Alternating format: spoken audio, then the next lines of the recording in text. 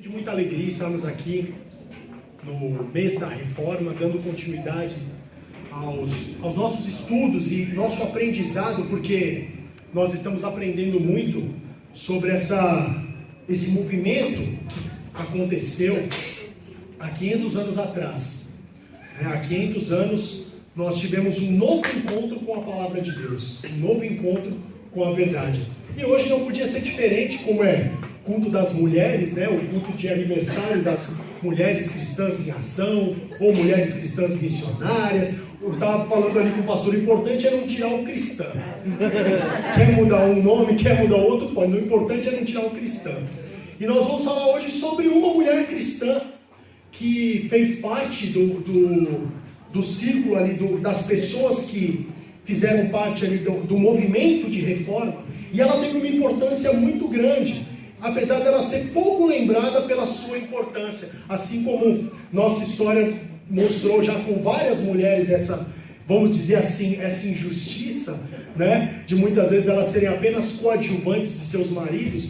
Mas nós vamos falar sobre uma pessoa que teve um papel de destaque ali no movimento reformado, que é a nossa querida Catarina Vambora. Mas espera aí, Lucas, quem que é Catarina Vambora? Catarina Vambora, não é Vambora de sair daqui agora. Eu queria fazer essa piada. Ela foi a esposa do reformador Martinho Lutero.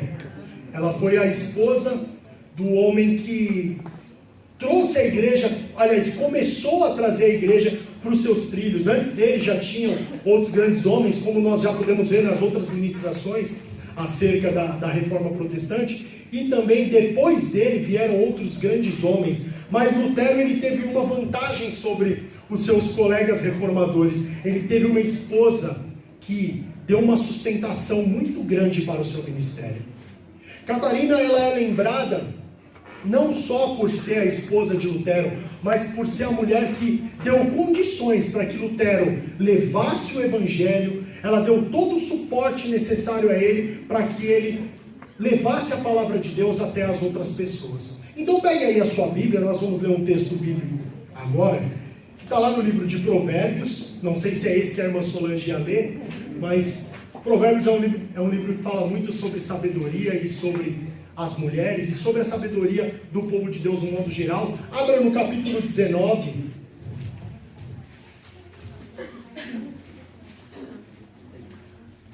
versículo 14. Acho que eles vão conseguir projetar aqui, não sei. Vamos ver se vai dar certo. Todos encontraram? Amém. Vamos ler todos juntos? Vamos? A casa e a fazenda são herança dos pais, mas do Senhor vem a mulher prudente. De quem que vem a mulher prudente? Do Senhor. Então meu pai e minha mãe podem me deixar casa, pode me deixar uma herança, pode me deixar o que for, mas a mulher prudente, quem vai providenciar para o homem? É Deus. Conseguiu? Olha lá que bonitinha a Catarina. Olha lá que gracinha a nossa amiga. Essa ministração, ela é uma ministração mais histórica, não vamos fazer tanto uma exposição bíblica, mas vamos nos ater à vida de Catarina e vendo que a sua vida foi uma vida para a glória de Deus. Catarina, ela teve essa preocupação de ter uma vida para a glória de Deus. E ela foi uma mulher que marcou o seu tempo. Porque, como nós vamos ver durante a ministração, na Idade Média era muito difícil, quase que impossível, uma mulher ter tantos dotes, tantas qualidades e principalmente ter o seu nome lembrado aqui hoje, 500 anos depois, num outro continente, num outro lugar, num outro contexto, nós estamos falando sobre ela. E ela foi uma pessoa que marcou muito a carreira e a vida, não só de Lutero, mas de todas as pessoas que viviam ali em Wittenberg. Catarina, ela muito pequena ainda, melhor, antes de falar dela pequena, vou falar da sua origem. Ela era filha de uma família, a família Vambora, como já foi dito, e era uma família que ela tinha um prestígio muito grande na Alemanha, era uma família de posses. Mas por conta de uma crise que se abateu sobre o seu local de nascimento, que é meio difícil falar esses nomes em alemão, mas é Leipzig. Eu acho que a pronúncia está certa, se algum professor de alemão aí estiver me vendo, me corrija. Né? Mas ela nasceu ali naquele lugar onde sua família deu a sua origem, o seu pai e sua mãe tiveram mais alguns outros filhos. E a família Vambora, ela era uma família abastada, mas que devido a uma crise que se abateu sobre a Europa, foi uma família que acabou perdendo tudo. Então Catarina, ela nasceu em 1499, e ela muito pequena ainda, acabou por perder a sua mãe. Ou seja, a família ela já tinha ficado empobrecida, ela já tinha perdido seus bens, e agora Catarina perde a sua mãe, ali com apenas 3 anos de idade. Ela acabou por perder a sua mãe, e seu pai ficou com ela, cuidou dela, mas alguns anos depois, ela acabou seu pai precisou se casar novamente, foi reorganizar a sua vida, e acabou deixando Catarina num convento. Eu baseei essa pregação, tomei por base um livro de uma autora americana, professora de história da igreja, chamada Ruth Tucker. E é um livro chamado A Primeira Dama da Reforma. Depois, se alguém quiser procurar, é um livro muito bom, baratinho. Foi feita uma tiragem especial aí pelos 500 anos da Reforma. E eu queria, antes de começar a falar sobre a vida de Catarina, sobre tudo isso que ela passou, eu queria me ater um pouco ao termo Primeira Dama. Primeira Dama é um termo que é muito utilizado quando nós falamos sobre governantes, né? São pessoas que acabam tendo ali a sua esposa ao seu lado, e ele usa desse prestígio e apresenta a sua esposa ali. Mas a guisa de introdução apenas, o termo Primeira Dama, só por curiosidade, foi cunhado ali por um ex-presidente americano chamado Zachary Taylor. E ele foi um homem que, no funeral de uma primeira-dama, esposa de um outro presidente americano, chamada Dudley Madison, ele acabou usando esse termo para se referir a ela em uma homenagem que ele fez para ela ali no momento do sepultamento. E ele se referiu a ela como The First Lady, ou seja, a primeira-dama. E desde então esse termo vem sido usado para refletir aí a história das primeiras damas. Eu coloquei algumas primeiras damas aí.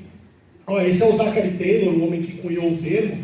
Né? A primeira-dama é um título informal. A primeira-dama ela não tem uma função específica dentro do governo, mas ela dá muito apoio para o seu marido ali durante a sua governabilidade. E com Catarina não foi diferente. Eu coloquei alguns exemplos de primeira-dama aí. A primeira-dama do Brasil, Marcela Temer. A primeira-dama do estado de São Paulo, aí, a Lu Alckmin. A primeira-dama da capital de São Paulo, a Bia Dória. E a primeira-dama da nossa igreja.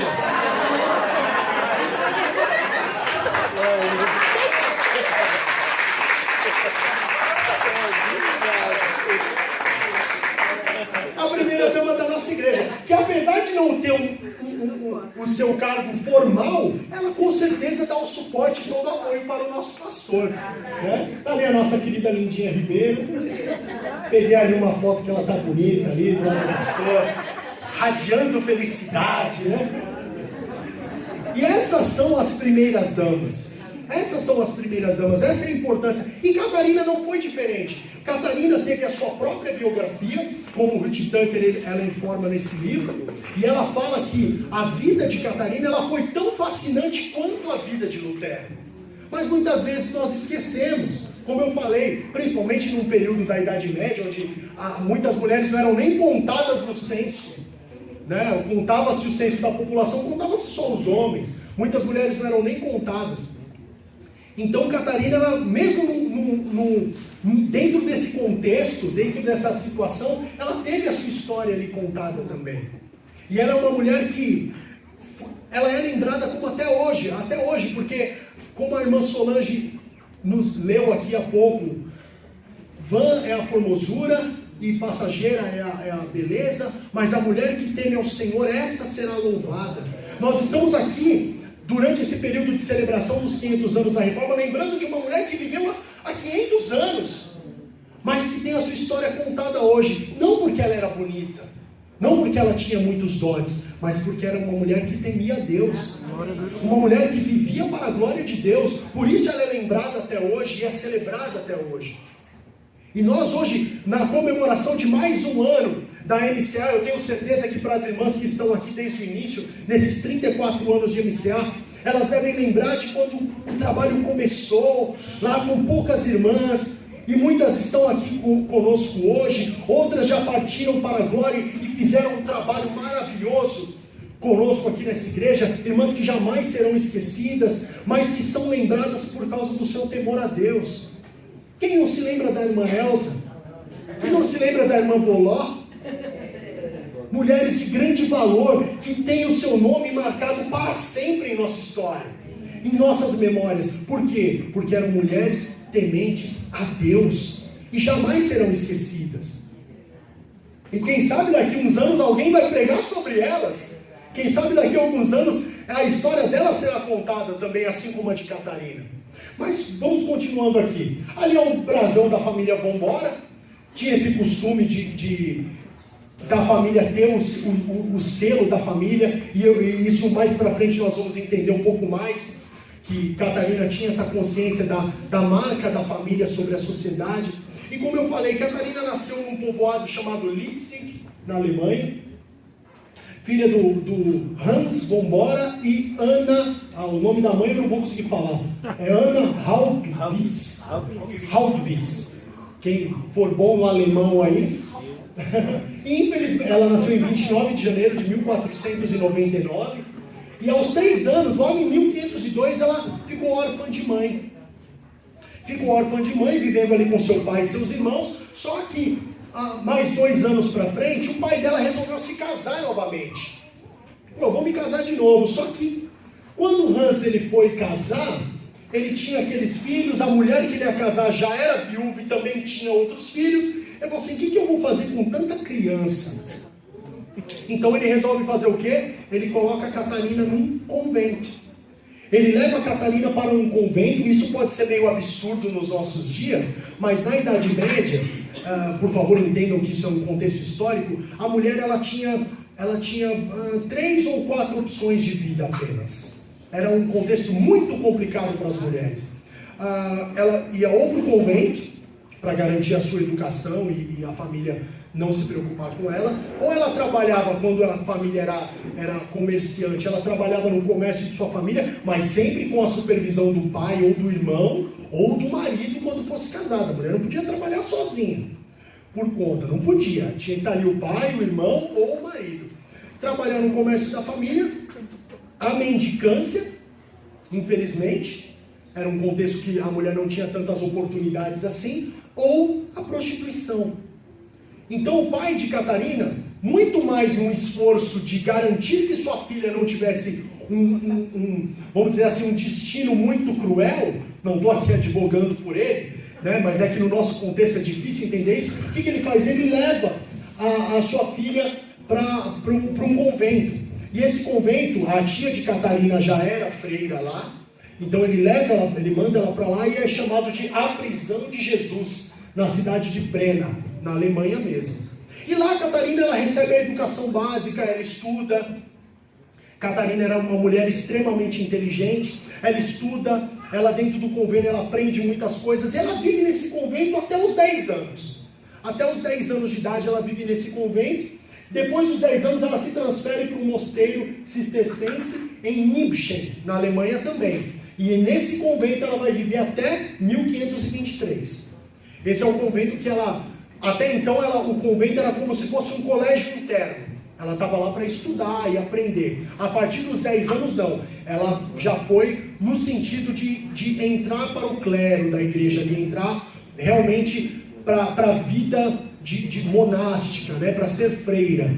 Então ela entra, e aos 15 anos, em 1514, ela começa o seu noviciado, ela se torna uma noviça, e aí ela rejeita as alegrias do mundo, ou seja, ela abre mão do casamento, ela já não tinha um modelo de família mesmo para se espelhar, então esse convívio dela já seria menos complicado. Então ela abre mão do casamento, se torna uma noviça, e aí ela vive nesse convento até 1523. É um convento que hoje ele está em ruínas, já não tem muito mais desse convento na sua história, mas o local é preservado. Pode até passar aí, Júnior.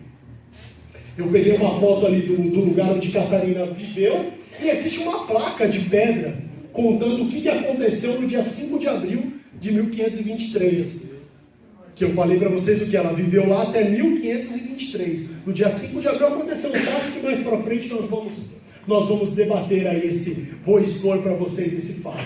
E aí Catarina segue sua vida dentro do convento. Dentro do convento ela estuda, ela aprende, ela se torna uma grande botânica, ela entende muito de plantas, ela consegue uma educação bem qualificada para a época e pelo fato dela ser mulher, porque as freiras eram versadas, muito versadas em vários assuntos. Era a única forma da mulher aprender alguma coisa, sendo freira. Então Catarina, ela vai de cabeça nos estudos e na sua devoção a Deus. Ela entende que isso é o chamado da vida dela. Ela entende que para isso ela nasceu. Ela nasceu para ser freira. E ela vivia nesse convento feliz da vida, junto com as outras noviças. Só que nós sabemos que a história dela não foi marcada por isso. Nós não estamos aqui falando dela porque ela um dia foi freira e acabou. Não. Lá nos muros do convento, já em 1516, antes de Lutero pregar as suas 95 teses, começou a entrar um ensino, talvez de forma clandestina, lá no convento, e começaram a aparecer alguns ensinos de um monge chamado Martinho Lutero. E esses ensinos começaram a entrar e as freiras começaram a ler aquilo, e aquilo começou a dar um nó na cabeça delas, porque apesar delas terem uma vida ali de clausura, acreditando estar fazendo a vontade de Deus, aqueles escritos diziam o contrário, que Deus as queria livres para viver e servi-lo, e não numa prisão, como nós vimos no convento lá de Berna, chamada a prisão de Jesus. E esse ensino começou a entrar no coração de uma freira chamada Madalena von Staupitz. Eu vou melhorar muito minha pronúncia do alemão, tá, gente? Desculpa. Eu estava estudando, só uma guisa de curiosidade, eu estava estudando para fazer essa mensagem, e eu estava à noite em casa, com fone de ouvido, escutando algumas coisas e lendo. Aí a minha esposa Kelly estava lá no sofá, e ela ouviu eu ficar assim, Baumgartner. Ela falou, você está doido? O que está acontecendo? Não, é que eu preciso aprender a pronúncia que eu vou falar. O nome desses camaradas, tudo, eu preciso falar certo. E eu sei que está horrível, mas eu pelo menos me esforcei. E aí essa freira, a von Staupitz, ela é a primeira a ter contato com os escritos de Lutero, e ela rapidamente se interessa pelo movimento reformado, que na época ainda era um embrião. Ainda não existia a reforma, mas Lutero já pregava algumas coisas contrárias ao que a Igreja Católica dizia. E essa freira começou a levar esse conhecimento para as outras freiras e começou a passar esses ensinamentos para essas freiras, e ela começou a recrutar essas freiras para esse tipo de palavra. Ela começou a ensinar isso dentro do convento, mas de forma velada, sem ninguém saber, porque era um absurdo, era tido como heresia. Em 1520, Catarina ela leu um sermão de Lutero chamado Da Liberdade do Cristão. E esse sermão, eu acredito que é um sermão que acontece a conversão de Catarina von Bora. Quando ela lê esse sermão em 1520, ela entende que ela poderia ter a sua vida de devoção a Deus e também ter uma família. Ela poderia ter a sua vida de devoção a Deus e também continuar ali vivendo a sua vida de maneira livre. E nem por isso ela seria menos devota do que as suas irmãs freiras ali. Então Catarina, ela entra ali, ó, a fotinha da Madalena von Staupitz, né, a pintura, né, a mania de falar foto. É bonitinha ela, tadinha. Estava lá clausurada também. E aí Catarina, ela começa a entender que ela pode ser feliz, que a vida com Cristo não é uma vida de prisão, uma vida que te priva de sentimentos, de alegrias, da maternidade. Não é uma vida que te priva disso. E Catarina entende isso. E aí elas, muito sorrateiramente, elas começam a elaborar um plano de fuga. Um plano para fugir do convento. Só que tem um problema. Na época, a Igreja Católica mandava e desmandava. E se alguém fosse pego ajudando uma noviça a fugir, ele era enforcado. Então essas mulheres falam o quê? Lutero, nos seus ensinos, começou a dizer o quê? Famílias, tirem as suas filhas do convento. Lutero começou a pregar isso abertamente. Já em 1520, ele já tinha pregado as 95 teses, já estava ali com o pé na porta, e ele já estava falando, olha, tirem suas filhas do convento. O convento é terrível, elas não vão viver bem lá. E ele começa a fazer esse tipo de incentivo, e essas freiras, então, tomadas por esse ensino de Lutero, elas começam a escrever cartas para suas famílias, pedindo, olha, me tira daqui. Você é meu pai, você é minha mãe, você pode me tirar, eu não posso fugir com outra pessoa, mas meu pai e minha mãe pode. Só que, infelizmente, devido ao contexto da época, o que acontecia? Muitos pais colocavam suas filhas em conventos, e a partir do momento que elas se tornavam noviças, eles podiam tirá-las do testamento. Então, aquela pessoa, aquela mulher, ela não receberia herança dos seus pais. Então, seus irmãos ficavam felizes. Imagina uma família, um exemplo, uma família igual a da minha mãe. Foram 10 filhos, 7 mulheres e 3 homens. Aí, digamos que meu avô e minha avó eram ricos fazendeiros. Eles pegam e mandam 7 filhas para o convento. Oh, os homens falaram o quê? Oh, meu amigo, estouramos, como diz por aí, né? Estouramos. A herança é toda nossa. Aí, de repente, chega uma carta da Ruth, uma carta da Biga, uma carta da Irene, uma carta falando, ó, da Jai, falando, ó, eu quero voltar. Eu quero voltar. Eu não estou mais contente com esse negócio aqui, não. E aí? E os irmãos falam, não, pai e mãe, pelo amor de Deus, deixa elas lá. Eu já estou contando com essas terras aqui. Se trouxer minha irmã, eu vou ter que dividir com ela. E aí, então, era esse contexto que Catarina vivia. Então, elas escrevem para suas famílias ali, aquelas 12 freiras, a Madalena, que era a que orquestrou tudo, e mais 11 freiras que ela conseguiu recrutar, elas escrevem para suas famílias, pedem para suas famílias tirarem de lá, mas não tem respostas. Então, elas decidem o quê? Vamos escrever para o Martinho Lutero. Ele vai nos ajudar. É ele que está nos incentivando a fazer isso. Aí eles foram escrever. Aí o Leonard Cope foi um homem-chave nesse processo de fuga.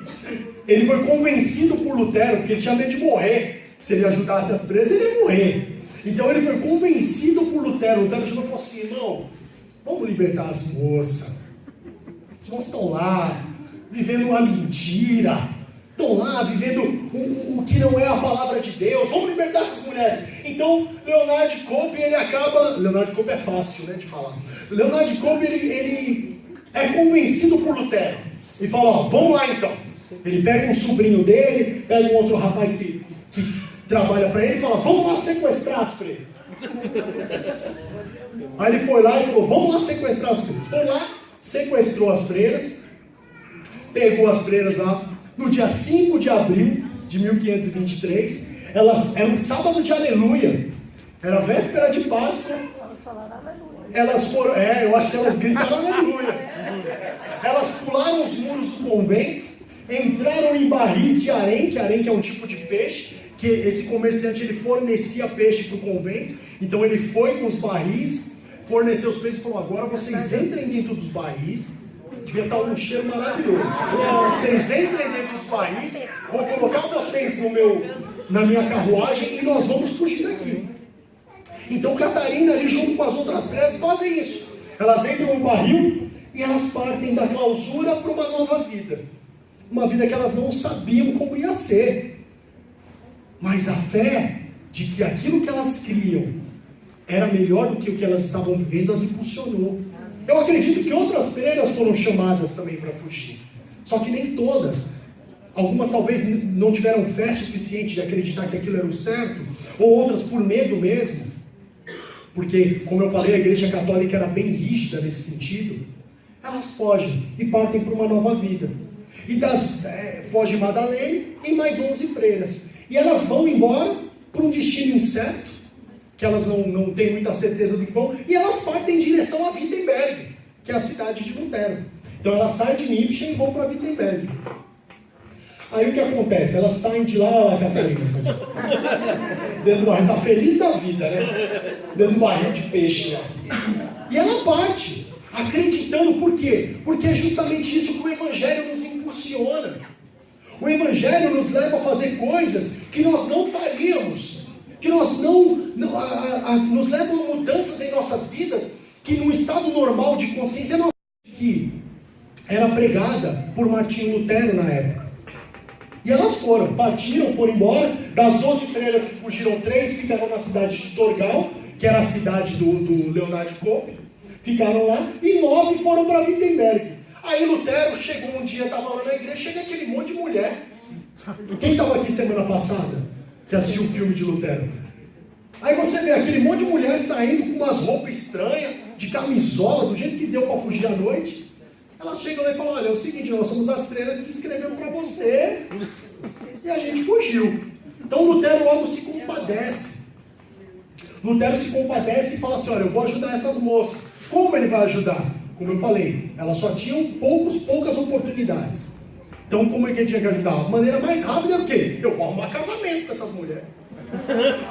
Vou arrumar casamento, elas casando, estão garantidas lá. E aí ele começa esse processo de arrumar marido. Até um escritor da época fala assim, Lutero fazia um verdadeiro leilão das mentiras. Isso era um exagero. Mas Lutero ele tinha essa preocupação. E Lutero, a essa altura, ele já pregava contra o celibato. Lutero, a essa altura, já pregava contra. Só que ele mesmo não queria casar.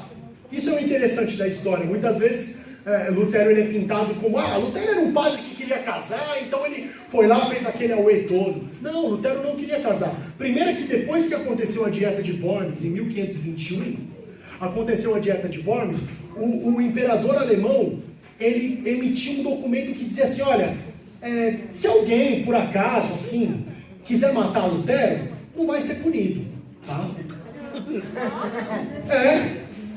Então, quando você vê Lutero lá, quando a gente viu no filme aqui semana passada, aquela cena que ele sai da Dieta de Worms e o imperador tira os seus guarda-costas e deixa Lutero sozinho, é por quê? Porque ele falou assim, olha, se por acaso você estiver andando, encontrar Lutero e quiser enfiar uma espada no coração dele, ok, você não será punido. Por quê? Porque Lutero estava desafiando as autoridades da época. Então Lutero pensava o seguinte, poxa, para que eu vou casar? Se mais dia menos dia, eu vou ser morto. E aí eu vou deixar uma mulher cheia de crianças, eu vou deixar aí para ela ficar viúva sozinha? Então eu não vou casar. Eu vou arrumar casamento para todo mundo. Ele incentivava os padres a casar, as freiras a casar, mas ele mesmo não queria casar. Então o que ele fazia? Ele procurava um bom partido para elas. Ele procurava um bom partido para Catarina e para as outras freiras. E com Catarina não era diferente. Ele falou, tem uma moça aí inteligente, bonita, rapaz. Sabe? Isso aí, você tá sozinho. Rapaz, vamos casar aí. E essas moças, elas começaram a se casar. E Catarina foi ficando para trás. Mas não porque não tivesse pretendente. Catarina tinha um pretendente, que é o tal do Baumgarten, que eu estava tentando decorar o nome. Ele era um aluno da Universidade de Wittenberg. Ele foi aluno de Lutero e de Philipp Melanchthon, que era um reformador amigo de Lutero. E ele já tinha terminado os seus estudos, ele era de uma outra cidade, ele era de Nuremberg. E ele foi até Wittenberg para visitar Lutero e Melanchthon, ali, seus professores. E quando ele chegou lá, ele viu a Catarina. Aí ele olhou aquela moça e falou assim, poxa, ela é bonita, hein? Eu estou sozinho. Quantos anos você tem? Eu tenho tanto. Eu sou só um ano mais velho que ela, tá bom? Moça de família, moça, né? Correta. Ele começou ali a ter uma enamorado ali por Catarina. E ela também começa a gostar dele. Ela também se afeiçoa a esse rapaz. O nome dele era Jerônimo Baumgartner. E ela começa ali a ter um certo interesse por ele. E ele também por ela. Só que tinha um problema. Casar com uma ex-freira era mal visto pela sociedade. Então ele fala assim, olha Catarina, eu vou fazer o seguinte. Eu vou para Nuremberg, vou falar com os meus pais, vou preparar eles e a gente vai casar. Eu vou preparar meus pais lá e a gente vai casar. E ela acreditou. Ela falou, não, tudo bem, então vá. E ele foi. Só que chegando lá, eu acho que a persuasão dos pais foi maior que a dele, acabou falando mais alto do que a dele, e ele acabou, ele deu um sumiço, ele nem terminou com ela, nem falou que não, nem falou que sim, simplesmente sumiu. E ele sumiu ao ponto de Lutero escrever uma carta para ele. Ô amigo, e aí? Aí Lutero, ele disse, se você quer a sua Catarina, é melhor você fazer alguma coisa rápido, antes que ela seja dada a outro pretendente. Lutero falava como se tivesse uma fila de rapazes. A fila anda. Como se tivesse uma fila de rapazes na porta ali para casar com Catarina. E Lutero, ele tentou fazer o quê? Ele tentou instigá-lo pelo ciúme. Só que não era plano de Deus. Então ele acabou cedendo ali as pressões da sua família e ele não se casou com Catarina para a glória de Deus, né? Graças a Deus. E Catarina, ela ficou muito triste, ela vivia nessa época na casa de um escrivão de Wittenberg, e a família Baumgartner era amiga dessa família, então ela fica até sem jeito de continuar morando lá. Então ela muda-se para a casa de um homem chamado Lucas Cranach, que é um artista, um pintor de Wittenberg. Foi ele que pintou o quadro de Catarina, que está no próximo slide aí.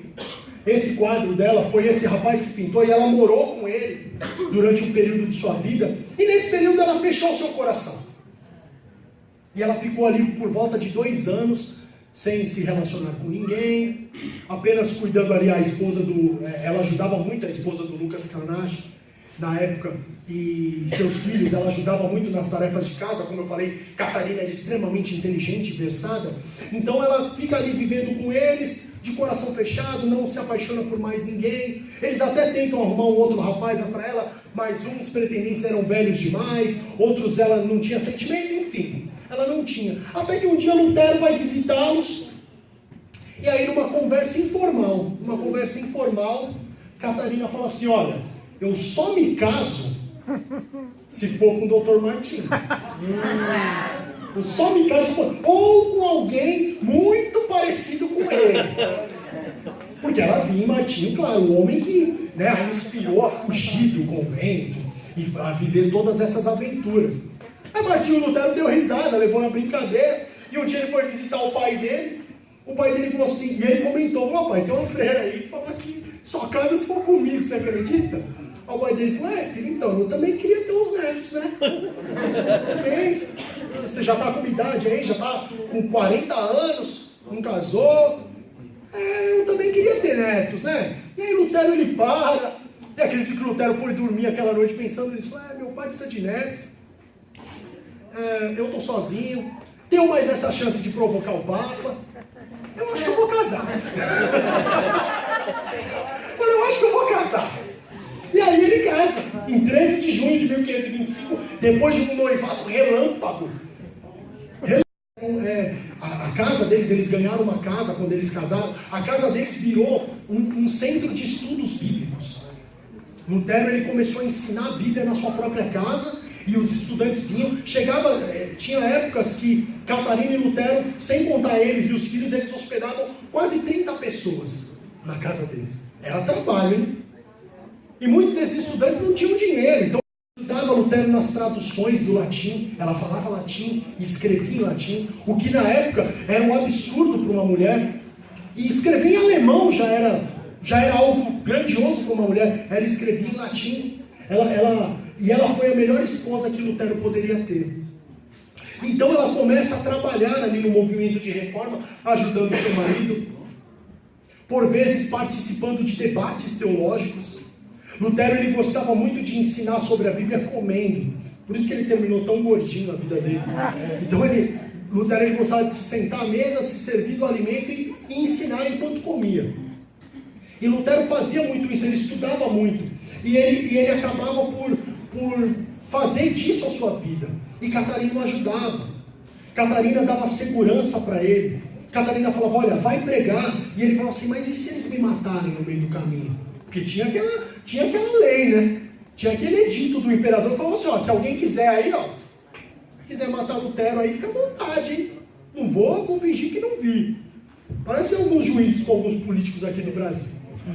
Vou fingir que não vi. E aí o que acontece? Lutero tinha esse medo. Então toda vez que Lutero saía para pregar, ele ficava agoniado, porque ele estava deixando na casa dele a Catarina e seus filhos, e ele acabava levando essa preocupação consigo. Mas Catarina, sempre com amor, sempre sendo a mulher virtuosa, ela dizia: vai, Lutero, que o Senhor cuidará de nós. Amém. Deus vai cuidar de mim, dos seus filhos, e Deus vai cuidar de você. Você está fazendo a obra de Deus.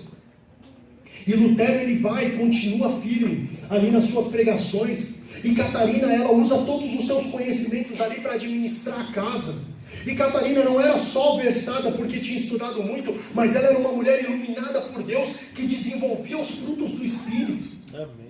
Catarina era uma pessoa realmente brilhante. Talvez por isso nós estamos falando dela hoje aqui, num movimento tão masculino que foi a Reforma Protestante. Temos lugar ainda para destaque como uma mulher dessa.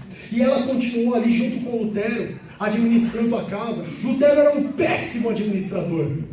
Péssimo. Lutero sabia ler a Bíblia e ensinar a Bíblia, só.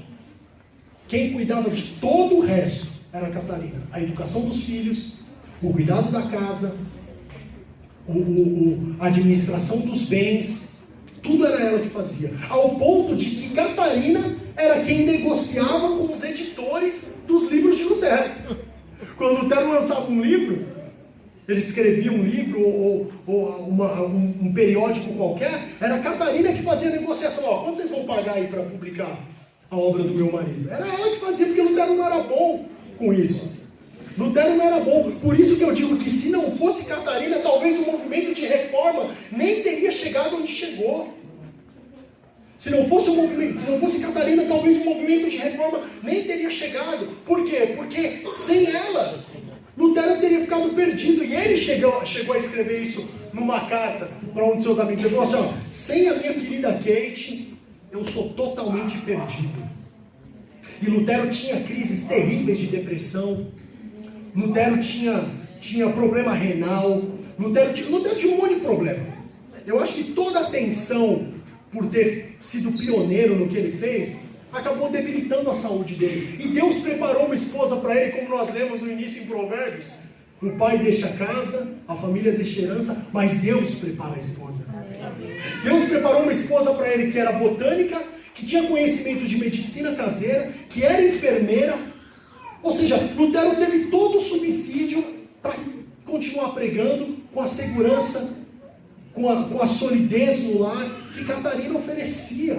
Por isso que essa mulher, ela foi tão brilhante, tão importante. Por isso que ela é chamada de a primeira dama da reforma. Porque talvez sem ela, a reforma nem teria tido sucesso. Então Catarina, ela se mostra cada vez mais uma mulher versada, ao ponto que numa das crises de depressão de Lutero, uma certa feita, teve uma crise de depressão fortíssima em relação aos seus pensamentos sobre a igreja. Lutero, às vezes, a dúvida se abatia em seu coração, e ele pensava: poxa, será que isso que eu estou fazendo está certo mesmo? Será que eu estou certo nisso tudo que eu estou fazendo? Porque Lutero, num primeiro momento, ele não queria romper com a igreja católica, como nós vimos aqui, nossos irmãos expuseram aqui nas primeiras pregações. Lutero, ele queria reformar a igreja. Ele queria que certas coisas mudassem dentro da igreja, para que a igreja voltasse aos seus trilhos. Mas o movimento tomou uma proporção tão grande que acabou abrindo dois caminhos. Olha, tem a igreja cristã católica e a igreja cristã reformada. E aí Lutero tinha o seu coração cheio de dúvidas. Ele falava: meu Deus, será que é isso mesmo que o Senhor quer? E remoendo essas dúvidas em seu coração, muitas vezes ele entrava em depressão, e numa certa feita, ele entrou numa depressão profunda. E Lutero ficava só trancado dentro do seu quarto. Lutero ficava trancado dentro do seu quarto, deitado em sua cama, se lamuriando, se lamentando por toda aquela perseguição, tudo que ele passava. Aí Catarina, vendo o marido dela desse jeito, a primeira coisa, ela falou assim: eu vou escrever para os amigos dele. Ela escreveu e falou assim: olha, o doutor Lutero está mal, então venham aqui, visitem ele, sabe? Faz ele, vamos jogar xadrez com ele. Lutero gostava de jogar xadrez, vamos jogar xadrez com ele. Vamos comer uma linguiça com ele. Lutero gostava de linguiça. Nessas pesquisas a gente descobre tudo sobre Vamos lá, assa um churrasquinho lá com Lutero para ver se ele se anima. E nada de Lutero se animar. Até que um dia Catarina teve a ideia.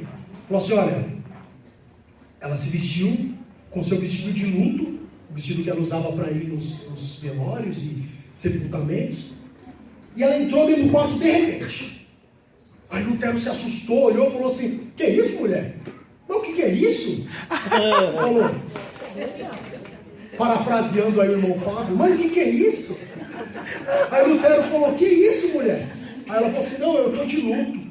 Ela falou: mas luto por quê? Quem morreu? Ela falou assim: Deus morreu. Porque para você estar batido com essa tristeza aí, só pode significar uma coisa: Deus morreu. Aí Lutero rapidamente se levantou de sua cama, abraçou a sua mulher em prantos e agradeceu a Deus. Falou: Senhor, muito obrigado, porque o Senhor colocou no meu caminho uma mulher para me dar esse tipo de ânimo. Não é isso que a Bíblia fala? A mulher sábia, ela edifica a sua casa. Ela tirou Lutero da cama, não precisou de remédio, não precisou de chá, não precisou de psiquiatra, não precisou de psicanálise. Ela foi lá e, com a sabedoria de uma mulher de Deus, tirou o seu marido daquela situação. E Lutero agradeceu a Deus, abraçou sua mulher chorando e falou assim: nunca mais eu vou me abater numa depressão. E realmente, depois disso, Lutero foi seguindo o caminho da reforma, foi seguindo o caminho que Deus havia preparado para ele. E a casa de Lutero era assim. Isso é uma pintura da época. Lutero era músico, Lutero escrevia hinos, inclusive o nosso querido Castelo Forte.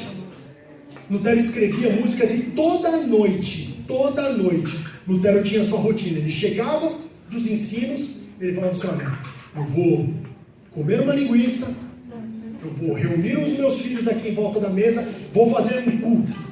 E Lutero fazia um culto com a sua família. Mas não era um culto de sentar, orar e ler a Bíblia. Ele pegava instrumento, ele tocava, ele fazia um louvor. Vai ser mais ou menos a casa do Marco e da Karine. Vai ser mais ou menos a casa deles. Pegava, fazia louvor, cantava. E era assim a casa de Lutero. Era assim, essa alegria. Por quê? Porque ele tinha a segurança de um lar fundado na verdade, na palavra de Deus. Tudo por quê? Porque Deus preparou a sua esposa. Deus deu uma mulher tão fascinante para Lutero, uma mulher tão grandiosa nas suas capacidades, que Lutero só podia fazer uma coisa: render graças a Deus. Lutero ele era muito carinhoso com a sua esposa. Lutero ele falava assim: olha, eu que era um cara que não queria casar. Hoje eu falo assim: não há dor. Lutero, uma vez, num escrito para um amigo dele, ele falou assim: olha, eu estou viajando, estou pregando, estou longe da minha mulher, e eu falo para você, não há dor maior que a separação dentro de um casamento. Bom, não há. E uma certa feita, quando ele soube que um amigo dele, que também era padre, e que também tinha aderido ao movimento reformado, ia se casar, ele falou assim: olha, faz o seguinte. Ele falou assim: faz o seguinte, você vai casar, não vai? Vou. Então, toda noite, quando você se deitar, abraça a sua mulher e diga assim: Senhor, muito obrigado, porque o Senhor colocou essa mulher do meu lado. Muito obrigado, porque essa mulher é a mulher que está aqui ao meu lado. E ele falou: nunca deixa de fazer isso. E Lutero fazia isso todas as noites. Lutero estranhava, ele falou que no começo do casamento dele, ele estranhava as tranças de Catarina no seu travesseiro. Mas que é isso? Essas tranças aqui no meu travesseiro? Porque era algo novo para ele. Mas depois ele não só se acostumou, como ele passou a amar essa vida. E como ele disse, os 21 anos ao lado de Catarina foram os melhores anos da vida de Lutero. Isso é o que é uma mulher cristã em ação, uma mulher sábia, uma mulher que leva o seu lar ali. Muitas vezes a gente pensa assim: o sucesso do lar está na mão do homem. Olha lá, Lutero mudou a história do mundo, mudou a história da Europa. Mas Lutero tinha alguém dentro de casa, dando todo esse suporte para ele. Dando todo esse suporte. Lutero não precisava se preocupar. Lutero falava assim: olha, eu prego tranquilo, porque eu tenho a convicção de que na minha casa, Catarina está cuidando dos meus filhos. Porque Lutero falava assim: se um dos meus filhos que seja se perder, eu já não sou digno de pregar o Evangelho. Porque como eu vou pregar se eu não consigo alcançar minha própria família? Mas Catarina, ele falava assim: enquanto o Catarina estiver com eles, eu sei que eles não estão perdidos. E outro fato curioso, Lutero ele perdeu uma filha na idade de 12, 13 anos, uma de suas filhas, ficou muito doente, e durante o período de doença, Lutero voltou das suas pregações, e ele ficou no pé da cama da sua filha, e a filha de Lutero ali, agonizando, infelizmente, ele falou para ela assim: olha, filha, eu sei que você me ama, e eu sei que você ama o Senhor Jesus, então não se preocupe, porque se você não estiver aqui, se você ficar aqui comigo, o papai vai te amar muito, vai amar muito, mas se você não ficar, se você for para a glória, Jesus vai te amar muito, lá do outro lado. E aí essa criança, ao invés de ficar desesperada, tendo uma incerteza do que ia acontecer, sabe o que ela falou? Ela falou: que assim seja, papai, que Deus cumpra a sua vontade. E quem que ensinou isso para ela? Catarina. Quem ensinou a ter essa certeza que uma criança de 13 anos, 12, 13 anos, falou para o seu pai?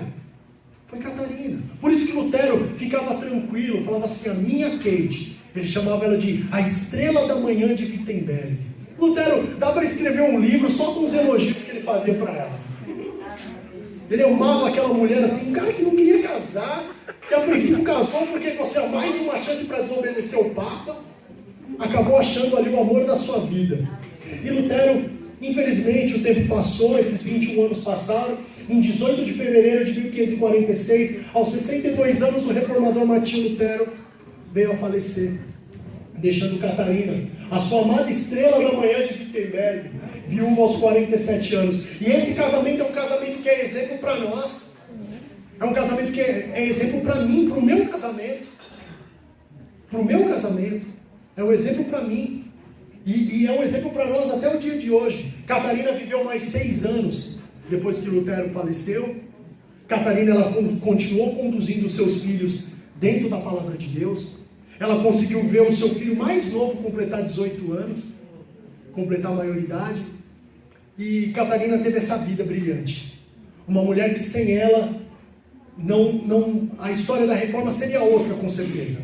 Talvez não teria tido o alcance que teve. Ou talvez teria bem mais dificuldade para ter o alcance que teve. Mas Catarina fez a diferença. E em 1552, Wittenberg passou por um dos momentos mais drásticos da sua história. Wittenberg estava em guerra. E além da guerra, uma peste assolava Wittenberg. E aí os soldados imperiais, o que eles faziam quando eles chegavam numa cidade para dominar? Eles destruíam toda a lavoura. Para quê? Para que as pessoas não tivessem o que comer. E Catarina vivia da lavoura. Catarina, além de botânica, administradora, contadora, ela também mexia muito com agropecuária. Ela tinha suas hortas e também ela tinha criação, gado e galinhas. Ela era uma mulher assim brilhante, a história dela é algo fenomenal mesmo. A biografia dela é tão fascinante quanto a de Lutero. E aí, dia 20 de dezembro, em setembro de 1552, ela pega os seus filhos, vendo toda aquela destruição, não tendo como viver ali, ela pega os seus filhos e decide fugir de Wittenberg. E na fuga, infelizmente, sua carruagem perde o controle e Catarina cai da carruagem em movimento, onde ela se machuca de uma forma muito grave. E 3 meses depois, em 20 de dezembro de 1552, em Torgau, na cidade do cara que ajudou ela a fugir, o rapaz lá, ela faleceu. E aí Felipe Melanchthon foi o homem que conduziu o seu funeral, e ele disse assim no funeral de Catarina: a esposa do venerável Dr. Martinho Lutero. Mas é injusto nós lembrarmos só assim dela. É injusto nós lembrarmos só assim. Você, mulher cristã em ação, mulher cristã missionária, você tem a sua própria história. E muitas vezes o seu marido só tem sucesso por causa da sua história. Assim como Lutero, que tinha uma vida cheia de dúvidas e depressões e problemas de saúde, mas que o fato de ter uma mulher que Deus preparou para ele, o ajudou a conduzir o movimento de reforma, o ajudou a levar para frente todo esse movimento. E Catarina marcou não só a história de Lutero, não só a história de Wittenberg, não só a história da Alemanha, mas ela marcou a história do cristianismo.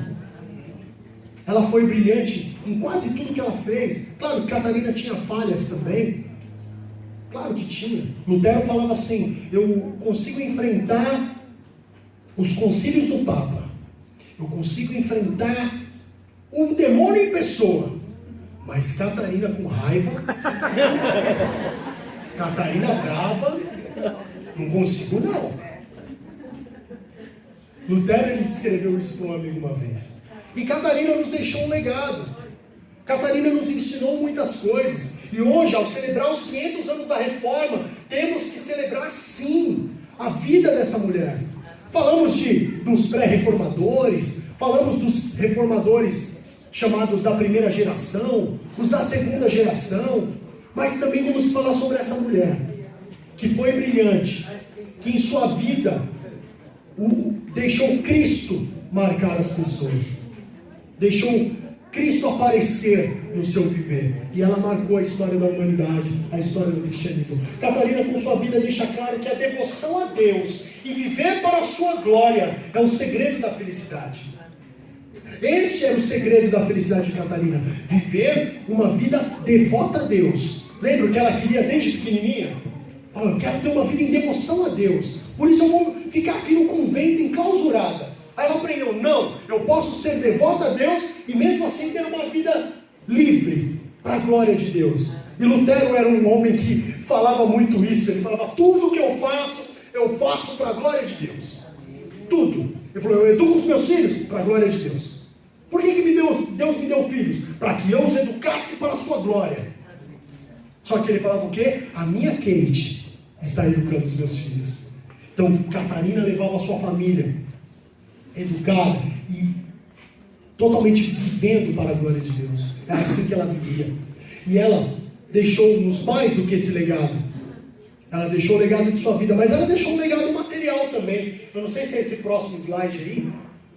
Isso, ó. A rosa de Lutero, o símbolo da reforma protestante. Foi Catarina que desenhou. Olha lá, ela fez um bordado. Lembra que eu falei no início que as famílias tinham brasões?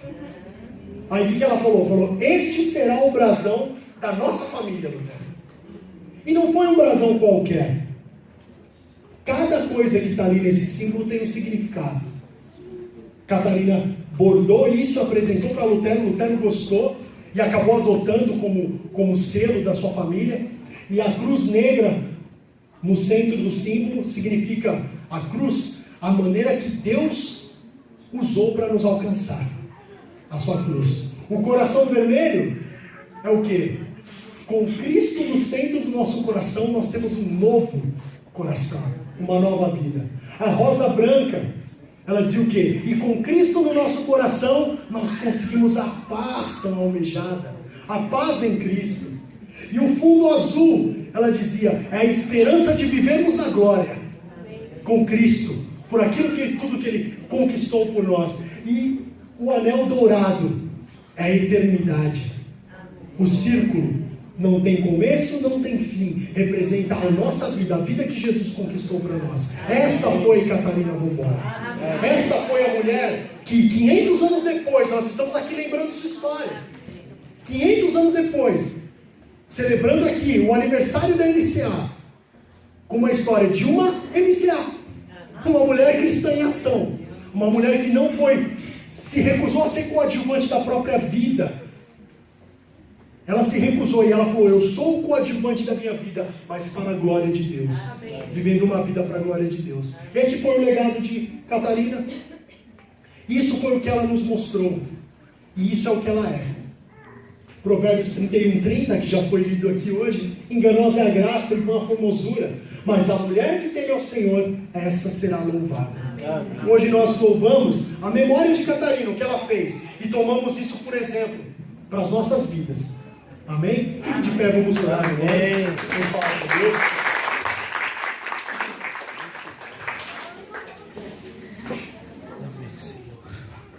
Tem mais uma aqui. Lutero, nos seus escritos, ele disse o seguinte: estamos hoje seguindo uma instrução de Lutero. Ele escreveu assim: se um dia escreverem a história da igreja, eu espero que o nome dela apareça junto ao meu. E eu oro por isso. Amém. Então, quando nós lembramos de Lutero, temos que lembrar de Catarina. Ele mesmo nos recomendou isso. Amém? Vamos orar e que Deus nos abençoe nessa noite. Senhor Deus, muito obrigado, Pai, por aprender mais sobre alguém tão importante, alguém que o Senhor usou tão brilhantemente na história da nossa igreja, Senhor. Alguém que o Senhor colocou ali no caminho daquele homem que tinha em seu coração um anseio de melhorar a igreja, de aproximar-se mais de Ti, mas que estava perdido, estava ainda com muitas dúvidas em seu coração, mas aí o Senhor colocou esta mulher, Pai, para trazer o equilíbrio que a vida dele precisava. E hoje, Senhor, 500 anos depois, nós estamos aqui, Pai, celebrando um feito tão grande que esse casal fez para a Tua obra. Trouxe a Tua igreja de volta para os trilhos, de volta para a origem, de volta, Senhor, para a visão apostólica, a visão dos pais da igreja. Senhor, e que nessa noite essa verdade queime em nosso coração, e que em nossos corações haja uma cruz também, como a idealizada por Catarina, Senhor. Meu Deus, que nós possamos aprender de Ti cada vez mais, e que possamos levar esse exemplo de vida para os nossos lares, nossas famílias, e que possamos também, assim como Catarina, criar a nossa vida, a nossa família, nossos filhos, para a Tua glória, Senhor. Que possamos entender esse princípio da reforma protestante, que o Senhor gravou tão profundo no coração dessa mulher. Só lhe deu glória. Glória somente a Deus, que ao viver, Senhor, que ao andar, Pai, que ao ensinar nossos filhos, que ao trabalhar, e seja fazer qualquer coisa, Senhor, que façamos para a Sua glória. Ensina-nos, Senhor, cada dia mais, a vivermos para a Tua glória, a fazermos a Tua vontade. Senhor, que nós possamos, Pai, de maneira grandiosa, ou de maneira pequena, não importa, mas que possamos fazer a diferença, vivendo, Pai, segundo a Tua vontade. Nos ajude e nos abençoe. Abençoe, Senhor, a MCA, essas mulheres que há tantos anos, Senhor, vêm fazendo um trabalho, Pai, nesta igreja. Não só, Senhor, o trabalho de intercessão, não só o trabalho de vir aos cultos e se reunir, mas o trabalho de ganhar outras vidas. Abençoe as visitas que elas fazem, Senhor, para os idosos dessa igreja. Nós sabemos o quanto as mulheres dessa igreja, Senhor, elas são envolvidas. Elas visitam as pessoas, elas fazem, elas evangelizam, elas vivem para o Teu reino, vivem para a Tua glória. Que é o exemplo do que Catarina Vambora fez. Viveu para a Tua glória. E talvez nem com tanto almejo de ter seu nome registrado, mas ela viveu. E numa certa feita, quando ela foi questionada sobre tantas coisas que ela fazia, ela disse: eu sou apenas uma mãe e uma esposa. E que esse sentimento, essa humildade, paire sobre o coração das suas filhas aqui hoje. Amém, Jesus. E que nós possamos, Senhor, viver para a Tua glória. Amém. E ajuda-nos, Senhor, nós, os homens dessa igreja, a reconhecer o grande valor das nossas mulheres. Amém. E que nós possamos abraçá-las e dizer: esta é a mulher que o Senhor me deu. Amém. Esta é a dádiva que Deus me deu, para que eu continuasse a escrever a minha história. Abençoe o Teu povo, abençoe a Tua igreja. No nome de Jesus. Amém. Amém. Graças a Deus.